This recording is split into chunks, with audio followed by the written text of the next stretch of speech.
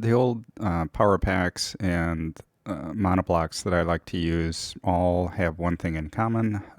Besides their age and professional build quality, they all need to be plugged into what's called mains power, or you could think of it as like an outlet.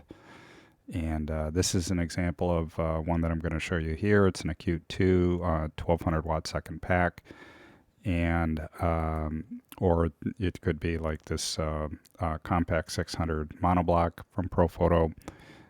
What I'm going to show you today is there are solutions that you can get, and you can still buy them, that allow you to add lithium ion power to your older mains power type of strobes. So the trick for that is to use something like this, and there's other options that I'll explain in a minute. But was what would have been used a lot several years ago. It's called a Vagabond Mini. It's a lithium ion battery. It's also a Pure Sine Wave Inverter. And we're going to talk about those, talk about how they can allow you to get your studio equipment out of the studio, and it's actually not that expensive. So hello, my name is Steve. I am an amateur photographer. I enjoy working with old packs like this Acute and old monoblocks like this Profoto Compact 600. And for the most part, I do that in a room that's in our home, so I can plug it in. But from time to time, I do take it outside, and when I am outside, it is very convenient to be able to work with battery power, and not have extension cords or other things for people to trip on. So let's kind of dive into this a little bit deeper. And what you're looking at is it's called a Pure Sine Wave Inverter. And it used to be that you would have to go to a company that made strobes, to buy the battery power. So luckily, Paul C. Buff made these and still does, because they were quite good and not that expensive. Sometimes when you're buying things that are purely dedicated to photography equipment, maybe there's a little bit of a premium associated with that. And it is not the heaviest. It's not the most powerful. It doesn't last the longest. In this case, it has 120 watts of output. And if you think about that, this strobe takes 600 watts, and it'll work just fine with the strobe. And this pack takes 1200 watts. And in fact, most of the photos I'm going to be showing you a little bit later on were taken with the Acute 1200. Just using this 120 watt output battery. And so I had mentioned earlier that, you can still buy these at Paul C. Buff. You can buy a replacement battery. I think if you get the inverter and the battery, it's $260. The battery alone is maybe $120 if you want to back up. You can find them used. Sometimes when you find them used, maybe the battery isn't working. So, maybe you get a good price on it, and then for $120 or whatever, you are able to have a working unit. So the other phenomenon I would say that is happening or has happened is there are a lot of Pure Sine Wave, and Sine is spelled S-I-N-E, lithium ion inverters that have been made recently. At least to me, it seems recent, and they're primarily geared towards people that want to camp, or people that want to have some power, maybe to go tailgating. So this industry has been built up not around the niche, photography market and strobe photography market, but rather a much broader audience. So that means there's more options. That means that it's probably less expensive. And I'm looking at my alternate monitor right now. My second monitor, I'm looking at Amazon. And this is February 13th, 2022, when I'm recording this. So I am looking at a Pure Sine Wave lithium ion power source. It is 240 watts of continuous power, and then it can go all the way up to peak at around 400 watts. It's a little bit bigger, it's a little bit heavier, but it also sells for $200 as opposed to the Vagabond Mini, which is going to be, $260 probably plus shipping. So, and this is just one of many pages that I could be looking at Amazon. So you can kind of pick, the rating, you can pick the size, you can, kind of dial it in however you like. And, so right away, what's nice about having this type of power source as opposed to getting a battery that would go into your dedicated, let's say, Godox unit or Flashpoint unit or even Profoto for their monoblocks, that battery is only going to work in that unit. It does no other job. It can't power really anything else other than the strobe. Whereas these you can use for a laptop, you can use if your power goes out to power LED lamps, charge a phone, whatever. Anything you can plug in, you can use this with. So it has two different jobs instead of just a dedicated job. And when I work with these, what I like to do is I like to take advantage of the struts that are on my light stand. So I have nice light stands. I've bought them used, but I would not even hesitate to buy them new. The light stand that I use, in this case, it is made by Matthews Studio Equipment, so MSE. It is called a Beefy Baby Junior. It's a 2-riser. I have a 2-riser and a 3-riser. The center column is aluminum. The legs are made out of steel. So it is kind of heavy, and I actually think that's good. And it's really, really, how do I want to say it? It can take a beating. That's what I want to say. It's very robust. These are meant to go into a studio. They're meant to be used for film or commercials or in Hollywood. Any kind of motion, high-end production environment for film. That's this company markets towards them. But you can also buy their equipment for photography, and a lot of people do use these light stands for photography. New, maybe $200, somewhere in that range. I know there's a little bit of sticker shock on that. If you can buy them used, that's great. They don't come up that often, and they don't wear out.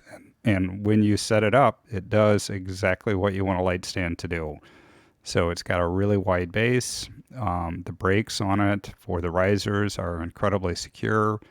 It holds the load that it's supposed to hold, and it holds it with a lot of confidence. And on this light stand, it actually has something called I call them a Rocky Mountain leg. But one of the legs you can adjust, so you can, make the stand that leg longer if you want. And that may not be that big of a deal, but if you're outside and you're even on the slightest incline, you can level the light stand before you put a load on it.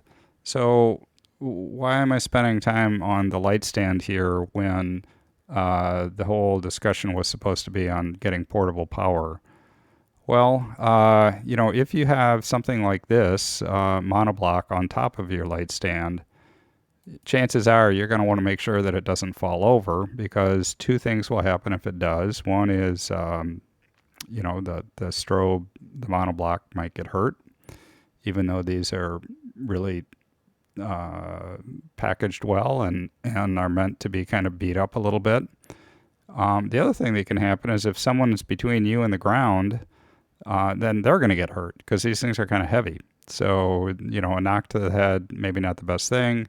And especially if you have smaller people around, it would really be bad. So the way I like to mitigate against that is to take the monoblock, or in this case, the power pack, and get it as low to the ground as possible, and have it work sort of as a sandbag.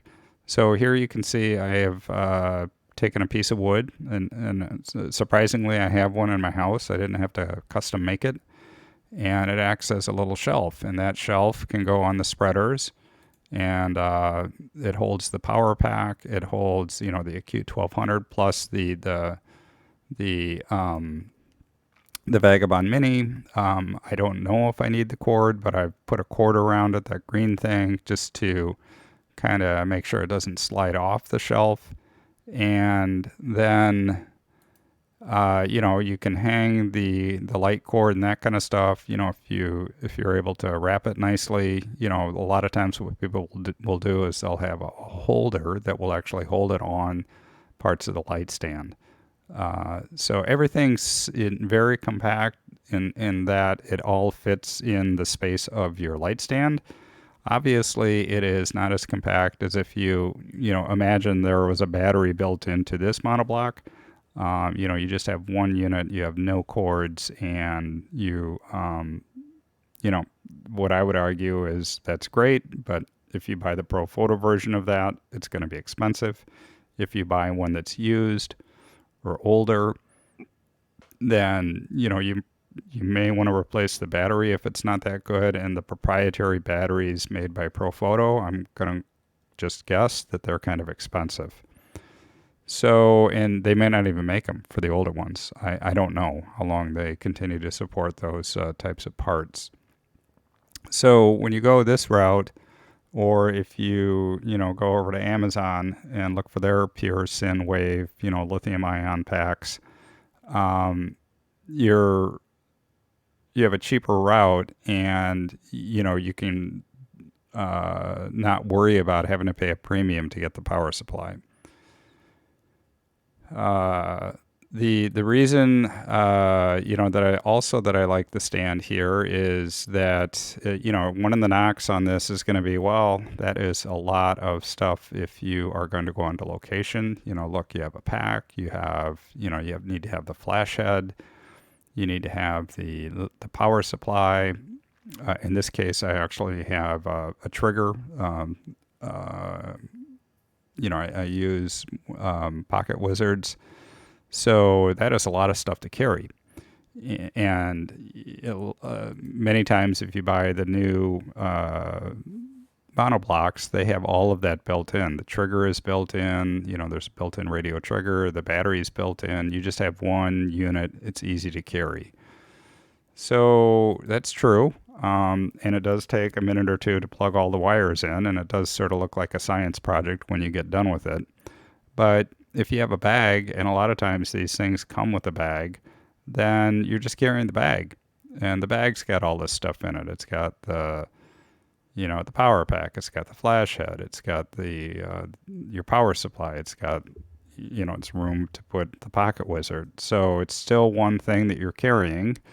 The weight is going to be a little bit more, but I would argue that you don't have to bring a sandbag. And those are typically 25 pounds. So, if you think about the total weight that you carry from your car to wherever it is you want to set this thing up, it might be about the same if you otherwise would have used a sandbag.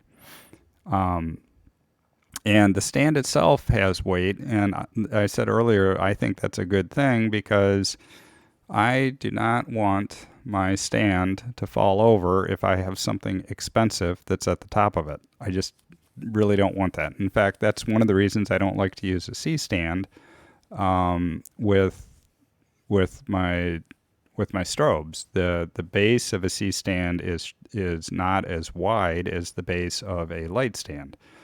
So in my mind, a C-stand is really great if you want to nest. So you can actually slide the legs of a C-stand under the legs of a light stand. You can't really nest light stands because the legs get in the way. But, I've had more often than not, a C-stand wants to tip over if I have a large or medium soft box on it than the light stand that you're looking at here. So that's just my preference.